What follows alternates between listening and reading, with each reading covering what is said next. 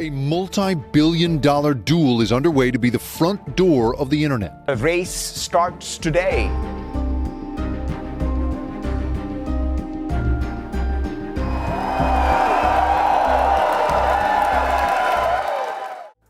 I'm sure you know about Microsoft's successor to Internet Explorer, Microsoft Edge. But did you know that Edge is actually powered by Google? And it's not some sort of obscure connection either. The entirety of Edge is built on Chromium, which is the open source version of Chrome. When Google released Chromium, they were primarily aiming to help small developers and to support the open source community.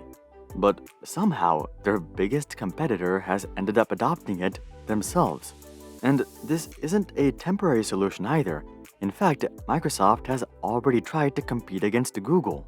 They of course had Internet Explorer, but the original version of Edge was also built on Microsoft's proprietary engine, Edge HTML, and their Chakra JavaScript engine. But this version of Edge got destroyed so badly in the marketplace that Microsoft finally threw in the towel and announced that they too would switch to Chrome. Since then, Microsoft has even gone as far as discontinuing the legacy version of Edge, and that itself was 2 years ago. So it doesn't seem like Microsoft will be returning to the browser engine space anytime soon. It's not just the browser space that they conceded on either. They also gave in on the backend side of things. Back in 2015, Microsoft ditched Windows and started using Linux for their backend infrastructure. Since then, Microsoft has even launched their own version of Linux. These two are likely Microsoft's most notable concessions, but this just scratches the surface. They also conceded in the smartphone space, the music streaming space, the Windows 8 space, the smart assistant space, and now even the AI space. Instead of trying to push an in-house version of ChatGPT, Microsoft has decided to embrace ChatGPT itself from the get-go. Clearly, Microsoft has done a lot of conceding and losing over the past decade. So, is this the end of Microsoft's mega monopoly? Are they going to end up as the next Cisco or Intel? Well, the answer is absolutely not. Microsoft has been doing a lot of public conceding, but internally, they are the strongest tech company in the world, and here's why. While Microsoft's approach may seem weak and pathetic at first glance, they're actually making all of the right choices. Here's the thing. Over the past 20 to 30 years, companies have gotten into this mindset that they have to be present in every aspect of your lives. Do you need to wake up early? You should be using an Apple alarm on your Apple iPhone. Do you need to work out? You should be using an Apple Watch to track your workout and AirPods to power your workout. Do you need to text your friends? You should be using iMessage. Do you need to video call your family? You should be using FaceTime. Do you just need to sleep? Well, you should be using an Apple Watch to track your sleep. This trend is not just apparent on the front end either. These companies want to control the entire back-end process as well. If you're building a service, you should be using Google servers, Google's compute engines, Google's virtual machines, Google's cloud functions, Google's databases, Google's cloud nets, Google's VPC networks, and all of this should be going through Google Fiber. Basically, if a product or service has any association with tech at all, these companies want a part of it. And you can't really blame them. They want to constantly grow bigger and bigger, so they're trying to control every industry that they can think of, from semiconductor design to thermostats. But here's the ironic part of it. To truly continue growing indefinitely, the key is not isolation. The key is collaboration, and this is precisely what Microsoft has come to realize. You see, it wasn't that long ago that Microsoft also had this same mindset of conquering everything. By 2000, they had hit 2 products out of the park, Windows and Microsoft Office. These products revolutionized not just the computer space or even the tech industry. These products revolutionized the entire world permanently, and this gave Microsoft such a massive ego. They felt that they could conquer anything and everything, and to some degree, this was true. They could put out crappy products like Internet Explorer and end up controlling 95% of the market simply because of their influence and control. This false sense of superiority led them to the email space, the search space, the messaging space, the video conferencing space, the gaming space, the music space, and who knows what else. But eventually, Microsoft reached an impasse. They kept throwing crap at the wall, but nothing was sticking. In fact, the crap that stuck earlier was starting to fall down as well. Chrome was destroying Internet Explorer, Gmail was obliterating Hotmail, the iPod was humiliating the Zune, the PlayStation was killing the Xbox, and MSN Messenger, well, that was going full-on extinct. For the first time in their history, Microsoft felt that people didn't actually want their new products. But maybe that was just bad luck, so they continued pushing. They bought Skype, they launched Bing, and they entered the smartphone space. But once again, they got annihilated. Their stock had stagnated for 17 years. Their CEO, while a nice guy, was also a meme and hated by shareholders, and public sentiment against Microsoft was worse than ever. Microsoft needed change, and they needed it desperately. Enter Satya Nadella. If you were asked if you want to be the CEO of Microsoft, what would you say? Even those of you who don't want the job would probably be selling your butt off. After all, you only need this job for like 60 days and you'd be set for life.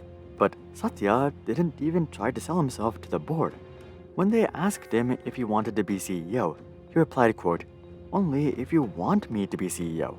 Most boards would decipher this as a lack of enthusiasm and move on to the next candidate. But somehow, Satya would end up getting the job, and he would spread this humble mentality across all of Microsoft. His first order of business was scrapping off all of the crap on the floor. He shut down dozens of sectors like their smartphone business. He replaced the worst OS of all time, Windows 8, and he replaced Internet Explorer with Edge. But all of this was to just cut the fat on the consumer side. Really, he didn't even want to pursue the consumer side. The reality was that Google, Facebook, Apple, and Amazon had destroyed them in this market. And unlike Microsoft, people actually liked these companies, at least at the time. So Satya decided to give consumers a break from Microsoft. He basically made Windows and Office free for end users and got out of their way. In the meantime, Satya decided to attack an up-and-coming market, cloud infrastructure. At the time, AWS was really the only player on the market, and while they were excellent, they were also as expensive as iPhones. So Satya decided to focus his efforts on the budget cloud market. And today, Azure blows AWS out of the water in terms of cost. In fact, Azure is up to 5 times cheaper than AWS. Satya also put aside Microsoft's pride and started offering Linux options because that's what enterprise customers wanted. For many companies, this was simply an offer they couldn't refuse. A cloud platform from a reputable company that ran Linux and was substantially cheaper than AWS was a no-brainer. But the cloud was just the beginning. Satya was intent on tailoring Microsoft's products to the needs of enterprises. A great example of this is Microsoft's acquisition of LinkedIn. LinkedIn has become the go-to place for recruiters and hiring managers. Satya also made the decision to ditch Skype and build a new video conferencing solution just for enterprises, Microsoft Teams. And today, Teams is looking to overtake Zoom. At this point, Microsoft is no longer a consumer business. In fact, consumer-based revenue accounts for the smallest portion of Microsoft's revenue. Last quarter, for example, Microsoft made $16.5 billion from productivity and business processes, $20.3 billion from intelligent cloud, and only $13.3 billion from personal computing, and that includes Windows, Bing, Surface tablets, and the Xbox. In other words, Microsoft can shut down their entire consumer business and they would still be a trillion-dollar company. But that doesn't mean that Microsoft is giving up on or exiting the consumer space by any means. In fact, it's the exact opposite. Now that Microsoft is no longer reliant on revenue from consumers, they can hit the consumer space harder than ever before. But Microsoft can't just revert to their old strategy though. If they do, it won't be long before they're in the same position that they were in 10 years ago. See, the key isn't to try to replicate the success of the iPhone or Chrome or Facebook. The key is to build upon these hits and make them better. In fact, you could argue that this is what made these products themselves so successful in the first place. The iPhone made cell phones better, Chrome made browsers better, and Facebook made social media better.